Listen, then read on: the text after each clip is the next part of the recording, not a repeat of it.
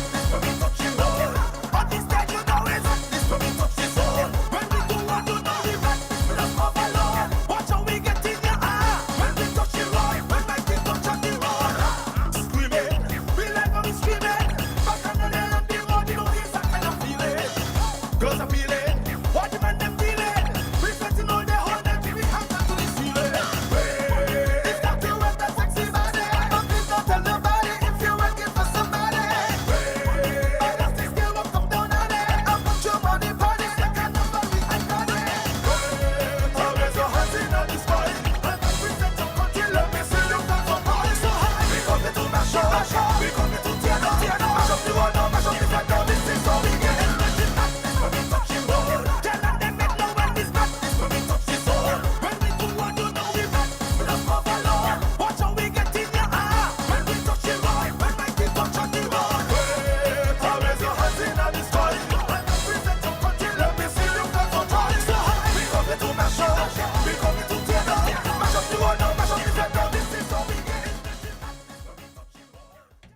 Carnival madness. Right? Yeah, man, we getting mad, crazy, you don't know. On the 4th, you don't know, just check out Get It Done in the power segment. I'll be performing at number 17. You ain't got a problem here. You ain't got to go have a conversation with Minister Maynard there. I mean, you don't mash up the word them, what he gonna do? Is he responsible to go fix them now, yeah? Yeah, he gonna get a phone call, man. You ain't get a phone call. You ain't get a phone call. Yeah. But, I mean, that one is for Soca Monarch, and you mentioned that eliminations is on Saturday and Sunday. The power specifically is on Sunday. On Sunday. And is it that you're really excited about the competition? How you feeling about the competition this year? As every year, the same as every year, just prepared. Right. Well, if that wasn't enough, if that Still wasn't one more. enough, these past two songs, Ketty featured, but I know that you have some songs that you have collaborated on. Yes. I've been seeing this one around. I've heard the song. But tell us a bit about how this one came about, because this one might be a mix of energies that we might not have anticipated. So how this one came about? Well, as you know, Suki was here in St. Kitts, and the connections was made to the promoter. Yeah. And then we went down by Rastickle. Right. Stickle made the beat, and we called Tubap, and that's how it was done. So basically, promoter link up because you had the artist here. Yeah. And then Stickle come in on the production tip, and everything just kind of come together from there. Yeah, the promoter brought Suki here for an event called Fantasy Juve. Right, Fantasy Juve launch, right? Yeah. Right. I mean, and the name of the song is Eye Candy. Eye Candy. Well. I like candy, yeah. I mean, big up Stickle on this one here, man. Mad production. Big up Stickle one time. Well, let's take a listen to the song. Hear what this one sound like. What a wow, baby. Big up my St. Kitts crew. All already. Big up Stickle. Big up my boy Bush. I mean, come on. All sexy ladies. Somebody say, hey. Dominique, come on, say. Wago. You know already, baby. Keep your boom boom rolling, baby. Keep it rolling. Keep your boom boom bouncing, baby. Keep it bouncing. Keep your boom boom shaking, baby. Keep it shaking. Keep your boom boom rolling, baby. Keep it rolling. Hey. Girl rolling, yes. And on the head, girl rolling. And on the knees, I'm pushing back, bend over and control it. Right now. Girl rolling. Balancing, let me hold it. Girl, put up on it. Girl, roll on the floor. Girl, you already know. I love my eye candy girls. Candy for my eyes. What a wow, baby. I love my eye. What a wow. What a wow, baby. Big up my St. Kitts crew. All already. Big up Stickle. Big up my boy Bush. I mean, come on. All sexy ladies. Somebody say, hey. Dominique, come on, say. Wago. You know already, baby. Keep your boom boom rolling, baby. Keep it rolling. Keep your boom boom bouncing, baby. Keep it bouncing. Keep your boom boom shaking, baby. Keep it shaking. Keep your boom boom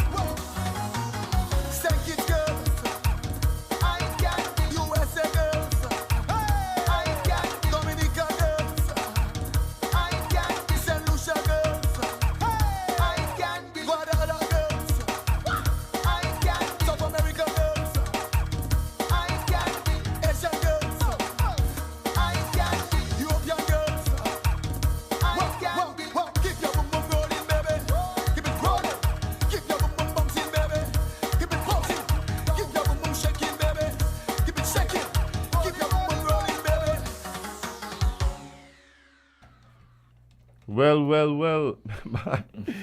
Ketty, I don't know, boy. You come with the power thing, we put the place. You come back, walk out, back and just touch up the place with some boy. Do that there too. And I had more, but I walk out by it ain't really making much sense right now in this era. Can't get him too much. Yeah.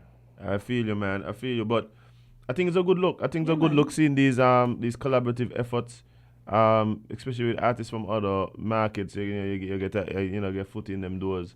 And to be honest, the way the flavors and the energies come together on the track, I think it really is a good track. You know. I know the people them love Suki. Yeah, Suki doing his thing. Yeah, man. And then even like Tubap little sing, I can. Yeah, man. Vibes. Flavor it up, you know. Big up to Bab straight.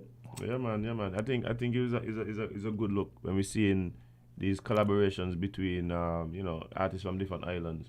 Yeah, man. Hooking up. So I'm really happy to see that you were able to get this done, and I really wishing the best for you. And not only this song, but even with the other songs that you released. I know people look forward to you. You're the power man. People look forward to your high energy performances anytime. And I could tell you, I've been on the stage, and I had to kind of hold on in between and say, "But wait, where's the stage going?" When Katie come on the stage, careful.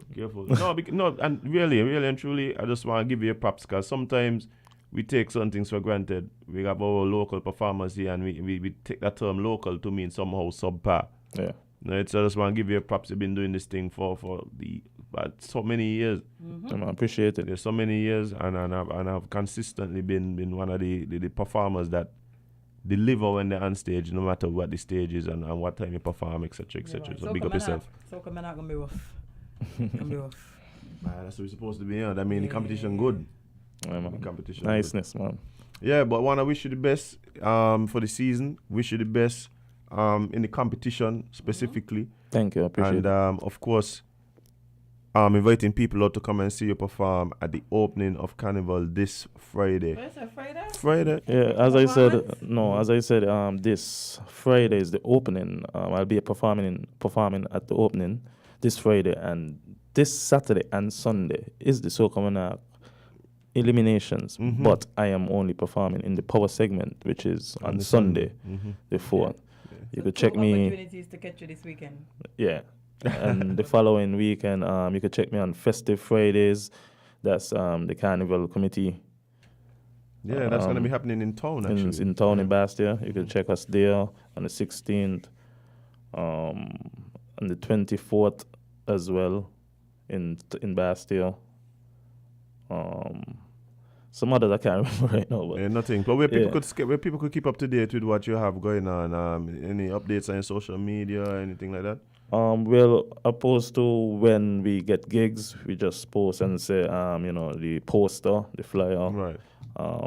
So for now, I'm looking on we're creating a page because the hacker's out. G. Oh, by the hacker's out. The hacker's out, man. Yeah. So We'll just stay tuned, Ketty Dan, yeah. on Facebook. Yeah, man. Okay. Yeah. All right. Appreciate it, man. Thanks for having me here. To all the listeners, just want to say, keep supporting. Love y'all. Appreciate it. One love. All right. Thank you so much for coming, bro. All right, thanks. Just like that, boy. Just like that, We're done. the show is finito. We gotta leave. We gotta go back to December. In the words of his, supreme. No, you're good, man. You're good. In the words of his supreme excellency, Sir Mr. World. We gotta disembark. We gotta disappear. Yeah. And Jade, I think we had a cool show today. Man, I see people still on the live arguing. Oh, that's when you know it was great. Buyer. That's when it was great. When the live done. When the guest gone. When the Buyer guest. still argue. Good vibes. Good vibes. But no, I mean that's what it kind of is, right? It's a discussion of ideas and things happening. Wait, brother, appreciate it. Yeah, man. It's a discussion of ideas, and people are gonna have their views, and I think what we need to understand too, Jade, when it comes to politics and when it comes to these discussions, you're gonna always have the boisterous supporters. Indeed. And I don't think we should really just allow ourselves to somehow feel like that is all the supporters. There's a spectrum. There's people who support different parties, and support in their own ways, and have I do believe that there are probably more people who are towards the center and borderline, let's say moderate. I believe we have more moderate than the people on the extremes. I think so. It just happens that those people on the extremes tend to be a little louder. And so we sometimes focus on that and we miss the fact that really and truly, if you stop and think about it, we probably agree on more things than we disagree on. Definitely, man. Definitely. Right. So you're hoping to see more of that type of discussion coming out throughout this election. I guess I could wait long, but I have hope, Jade. That's what. I have hope that what we're going to see in these upcoming elections, including the one in a few days, is that we come to the realization that we all, for the most part, share similar views and goals. You think they're going to happen in 12 days? Come on, Jade. I was trying to be hopeful, So you Jade. think in 12 days, Just want to kill my what hope. we couldn't accomplish in all these years, we're going to get doing these Jade, I was just hoping. 12, okay. I was putting it out in the atmosphere. As you should. But yeah, guys, thank you so much. Thank you to the Honorable Mark Brantley for being our guest this morning. Also, big up Ketty Dan for coming and being a part of the show. All the persons on the live having their discussions, arguments, and mental breakdowns. Thank you so much for being a part of the show. Whether you joined us on Facebook, YouTube, Win Media SKN, or any of the other digital media platforms, big up yourself. The radio listeners, 98.9 FM, we cannot forget you. Thank you so much for being a part of what it is that we do here. And make sure to share with your friends. Yeah, and those of you who like to come on and peep and don't comment, drop a little comment. Just say morning. At least a good morning. Yeah, What just- manners, man? Say like Jugu. Good morning. Just type it like that. But yeah, we love when we get interaction from you guys. It really does mean a lot to us. And don't mind that we abuse you all this morning and say Who abuse them? no about the cows. But who abuse them? We really abuse. No, we abuse them. We just lay y'all know in case y'all were confused. And Ah. we gave some suggestions, you know? No, but we really do appreciate all the persons that contribute in any way to what it is that we do here. We would not be able to do it without you. So thank you so much for being a part of what it is happens here on Island T, Monday through Friday, 8 a.m. to 10 a.m. But guys, please remember, learn from the losses of others. We are smart people, supposedly. So we need to learn from the losses of others. We also need to recognize that it's probably in our best interest to spend more time living our content than posting it. Like, there are a lot of people in trouble right now in the jail. Me one of them. Yeah. Either stay off the app.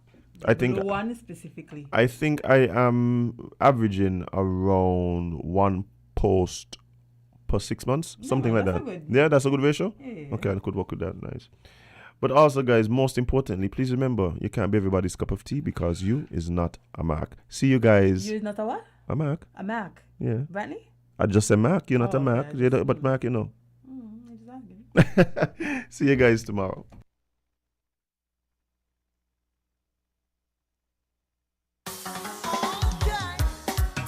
What a wow, baby. Big up my St. Kitts crew. All already. Big up Rasticker. Big up my boy Bush. I mean, come on. All sexy ladies. Somebody say, hey, hey. Dominique, come on, say.